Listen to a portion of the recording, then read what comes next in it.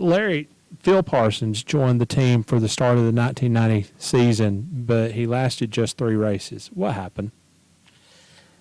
Well, we went to Daytona, one of the fastest cars in practice, way fast, and he wrecked.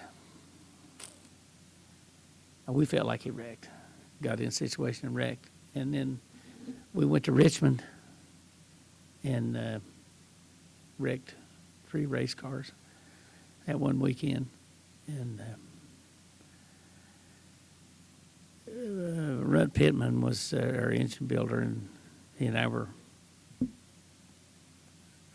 I guess I relied on him for his experience. And we came back from Richmond. We drove back from Richmond that night, and I said, well, we just can't.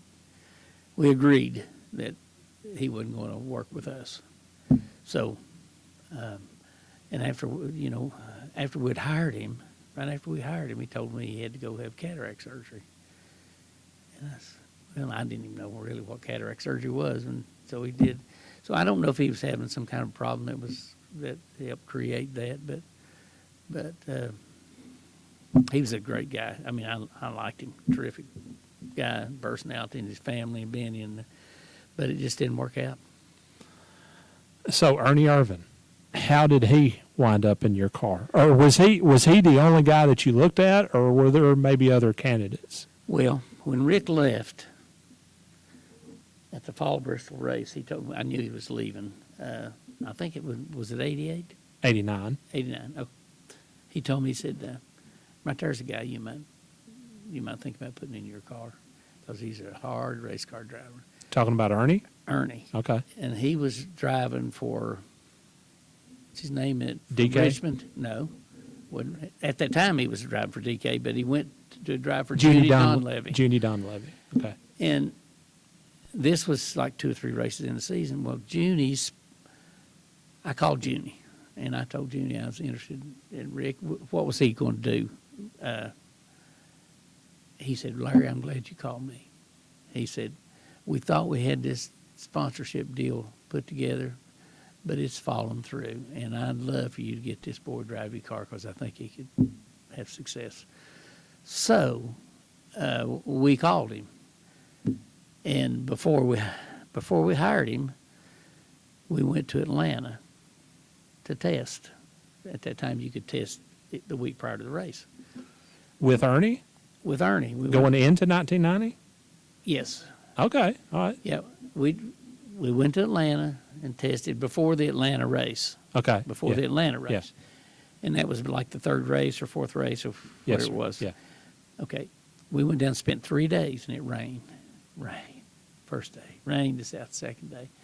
3rd day it was raining, and Ernie wanted to get in that car so bad and drive it around the racetrack that he rode that tractor with a brush on it, and he'd go out and try to drive the racetrack. He was driving the track himself, was he really? Yes, he was. You ask him. And we put him in the car, finally, at 4 o'clock, and he made 5 laps for us. And we was bad fast. So we said, okay, we'll let you drive Atlanta. And at that time, Ernie was working over there putting bleachers in the Charlotte Motor Speedway. I think that was his job. And he said, okay. So we go down there, and we started on last year's points, which was, I think it was 20th or something like that. And we ended up finishing 2nd. But during that race, I thought my car had gained 100 horsepower. It just makes everybody look better. You look smarter. Your crew chief looks great, and your pit crew looks better. But I'm telling you, he put the metal to the floor, and it showed us how fast our car was. So you didn't test him going into the 1990 season? No. Okay, all right. That's what I thought I heard you say. No. Okay. His first time in our race car was at Atlanta at that test for 5 laps. Okay, all right. Yeah. All right. He finishes well in Atlanta. I think he finished 3rd. Then all of a sudden he reels off several top 10 qualifying runs in a row, And all of a sudden, Morgan-McClure Motorsports is competitive. Right. And I'm talking about competitive. Right. What did Ernie Irvan bring to the table that had been missing? All he brought was his abilities. You know, he didn't bring any money, he didn't bring any past experience because he hadn't driven that many race cars, with the exception of the cars he had driven on the West Coast before he came to, you know, Cup racing or Busch racing. But he just had that desire to win. He didn't want anybody to beat him, and he could get behind. He loved to follow. He'd follow Earnhardt. He didn't want to follow him, but he'd love to follow him because he could learn from him. And later that, you know, he could run. He knew how to run, knew how to race. And then we helped him where his shortcomings were. I mean, he would exhaust himself sometime, and we had to. I mean, after a race, you'd have to pull him out. You'd have to help him out of the car. You remember seeing Darrell Waltrip and some of these guys at Bristol. You have to pull them out of the car. Yeah. I mean, it was like that at Michigan or anywhere. I don't know. He'd come out and he'd give it everything he had, and that was nice, you know. So, You go to Bristol in the spring. You sit on the pole. That was your first pole, I believe. Yes. Then you come back in August and you win the race. Take me through that weekend of the night race in particular. What do you remember about that? Well, I remember we were fast, and prior to the race, Kodak had paid attention too, and up until then, from 86, 87, 88, 89, we'd had a 1-year deal with them. So prior to that race, we signed a 3-year deal with Kodak, and then win the race for them. So it was a Cinderella story in a way. Yeah. And I can remember we went to, prior to the race, we went down to, they had a branch, Eastman, down in Kingsport. And they had a fan club down there that had, and they had, all of them, they had pillows, yellow pillows with a red number 4 on them. And I remember that night when we were running, Rusty Spotter said, Rusty, and look here, what do you see up in the stands up here? You see all them yellow and red number 4s on it? And he said, yeah. He said, you know, if you wreck him, we won't get out of here. anyway, that was pretty cool. But it was great winning, you know, Bristol, our home track, and what we felt like was our home track, and he and Rusty, and I'm telling you, they raced. Yeah, they did. They raced hard, and made me feel great. I said, we're finally making some headway. What was the response of the community around here after that first win? What was it like to come back to the shop? Oh man, it was great. We had this little local hangout, PJ Brown's, and everybody knew us. Came down there. I don't know if somebody announced it on the radio or whatever, but there was all kinds of people down there. But it was terrific. I mean, they had put banners across some of the streets down here, and it was big for us. I mean, it put us and Abingdon. And we were always. I tried to mention Southwest Virginia and Abingdon, Virginia, and it was great for us. Well, if winning at Bristol for an Abingdon-based team is a big deal, what did it mean to win the Daytona 500? Wow. You know, after that race that night, I drove home. Me and my wife and our sister-in-law and brother-in-law were in Florida. And I didn't sleep a wink at night. I couldn't wait to get home and walk into the restaurant and get me some breakfast. Or we stopped 3 or 4 places to get newspapers to see if anybody had covered it. But yeah. And they had. I mean, but it was something else, man. I mean, it's kind of, you've never been there before. You really don't know what a feat that is. You kind of pinch yourself and go on. What stands out to you about the race? Well, there was a lot of stories about that race. we get to Daytona, we're fast. And I think we ran good in the Clash. If we were in the Clash, I'm not sure. You'd have to look that up and see. Well, you won the pole, so yeah, you would have Yeah. been the Clash. Okay. Yeah. We were fast, and, you know, when you're fast like that, everybody thinks you're maybe doing something. And at that time, you know, prior to that, they had caught some other teams with some moving parts in their manifolds and all that kind of stuff. So they made you drill your manifold, put set screws in it to keep the center section from moving. And they checked our manifold, and prior to qualifying, they told me, now this, if this section, if anything moves in this manifold not after qualifying, after the 125, we're going to disallow you for the race. And I said, wow. Now this is before the 125. I said, well, the way I read the rule book, I don't really have to run the 125 because I'm starting on the pole. Yeah. Isn't that right? And they said, well, you go ahead and run this race. I think it'll be okay. So I didn't, after the 125, I took that manifold off and put it in the truck. We said, well, we're not going to run that manifold anymore. And believe me, there was nothing wrong with it, nothing illegal about it. And then we had our last practice before the 500. I go over to Dick Beatty, and I said, Dick, here's this manifold.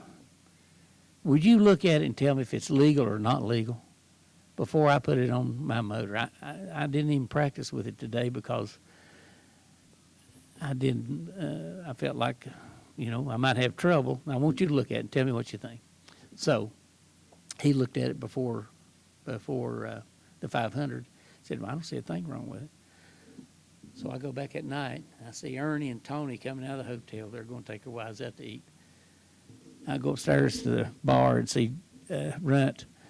So we have a beer and discuss that manifold. And I said, well, I'm going to change the manifold because I know it's not a lot, but it may be 1 or 2 horsepower, maybe 5 horsepower. I want to put it on. So he and I get up the next morning, and we go to the racetrack. They let us in early at 5 o'clock, and we change that manifold. And at that time, you know, a manifold's not like it is today. It was a whole base plate that covered up the valve part of the push rods and lifters and all that. That valley pan that goes in there, it was made onto the manifold. So we had to glue it on. And ironically, after the race, it was still wet. The silicone, it hadn't dried completely. Wow. Well, we start the race, and they black flag us for speeding on pit road, and we were the last pit. Yeah. But they got us for that, and they waited until 1 to go before they black flagged us. So I was 3/4 of a lap down when the green came out. And we just sat out there and ran. No caution, and we ran and we made it up. And we, I don't know, there was a caution, 15, I can't remember how many laps. It was before the end of the race. And I think there was a caution, I think inside 10 laps, I think when Earnhardt and Davey got together. well, on they the got backstretch? They got together behind us. Okay, yeah. Because we had passed them. Right. Yeah. And then we thought we might be out of gas, you know. and I'll never forget my brother, Ed, older brother. He said, Sterling was behind us. He was second. He said, Ed said, hey, Spotter, see if Sterling will push us around if it quits running. Sterling said, yeah, I will next time by. Anyway, we made it and won the race. This is great. You've mentioned Runt Pittman 2 or 3 times. He started building engines for the team in 1989, I believe. Right. Tell me about Runt. What made his engines so stout on super speedways in particular? He's smart. He worked 7 days a week on those motors. I mean, he'd go home and sleep a little bit and Sundays he'd go to church and that we weren't racing. And during that whole off season, we worked on engines, manifolds, manifolds, trying to see what would help. And we found a lot of things that, that helped us. But most of it came from his ingenuity on the motors. He was smart. If you look back, he was an engine builder for Hoss Ellington. And everybody remembers the Allisons and Yarburghs getting together. Well, Runt was building those motors too. So he was smart. He was smart. And then we had help from General Motors too. Of course, General Motors helped all their teams. But that guy there, name was Covey, and he worked on the valve train stuff, and he helped us quite a bit. Larry, Ernie was no stranger to controversy during his time in the 4-car. There was Darlington in 1990 in just his second race for you guys, then the first Talladega race in 1991, then Pocono later that year. Was his aggressive something that the two of you had talked about maybe trying to rein in, or were you content to just let Ernie be Ernie behind the wheel? Well, being content caused a lot of problems. Ernie was really hard-headed and strong-minded. I felt like he listened to me some, but it was easy for him to get in trouble. He was always trying to push it, to the edge, or maybe not over the edge, but and a lot of times we went over the edge. And you may have a question about it, but I remember there was talk about him kicking us out of racing that year. Had you heard that? I knew that it was getting pretty touchy. Yeah. Well, Kyle Petty broke his leg, and then Neil Bunny got hurt at the first wreck we had in Darlington. Yeah. There's some people got hurt, but it takes two to tango. He was racing side by side with that car that when we wrecked at Darlington for five laps, and he was too hard-headed to give up. And you can't. You can get on the radio and say something, but you can't really at that time say something to somebody and they'll listen. But he was probably raced over his head, but that's probably what made him so good later. Yeah. Also. Yeah. And but I remember we went to Talladega. By the time we got back to the second Talladega, everybody was up in arms. I don't want to get hurt driving one of these race cars any more than anybody else does, and this looks like the kind of guy that could hurt you. I think it's to the point maybe NASCAR needs to take a look at it. Seems like he comes out, he doesn't get wrecked. I like Ernie, think he's a good guy, but I'm getting tired of getting swept up in all his accidents. The biggest problem with Ernie Irvan is he has a lot better equipment than he's a driver. I get to the racetrack early. I always go in with the race team.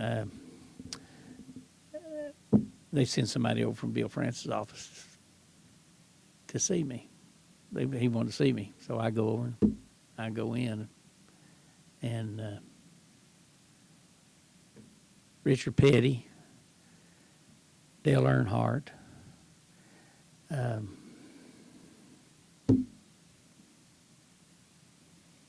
from down in Tennessee. What's his name? Those two, it was Petty, Earnhardt, and Jaws. Darrell Waltrip. Yeah. We're sitting there. And Bill. So come on in, Larry. Bill straight up. I'm telling you, I loved him to death. He was, listen, nothing fazed him. Didn't seem like There was a greeting committee, wasn't it? I'm telling you. Good night. And I hadn't had that much one-on-one with any of those guys. I really didn't know them. And it said, Bill said, Larry, these guys won't kick your race car driver out of racing. They think he's too reckless, hurting too many people. What do you think about it? And I answered. I said, Richard Petty, you've hit every SOB that races around the racetrack. I said, you've wrecked him. I said, Darrell, look how many people you've wrecked to win. And I said, Earnhardt, they'd follow you to the toilet, and you wreck everybody that gets around you. If they won't let you buy them, you're going to knock them out of the way. And you all are in here squalling about this little old boy out here trying to make a living because you all can't beat him. I said, but I'll talk to him. They said, well, would you, Mr. France said, would you send Ernie over here when he comes in? I said, yeah. So that was it. I left. Well, after I said those things, Bill France said, well, what do you think about that, boys? To the three guys there, and nobody really said anything. They didn't say anything. So I left because that meeting wasn't going anywhere. So I went back and I told Ernie. I said, now, Ernie, I said, these people are serious about kicking you out of racing. I said, the best thing that I can think of, if you get up in the driver's meeting, ask for it before the driver's meeting, tell me you'd like to say something, and tell everybody that you're sorry if you've hurt people and driving over your head a little bit or whatever.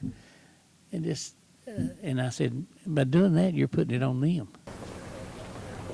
I've talked to a few of the drivers this week and some of the car owners, and you know, I've lost a lot of respect. I've lost the respect of a lot of drivers and a lot of car owners in this garage area, and that hurts. I've drove a little bit over aggressive some. I'm going to work on trying to be a little more patient and want to earn everybody's respect back. I like to be liked in the garage area, and appreciate maybe if you guys give me a shot at it. And I definitely want to be everybody's friend in here.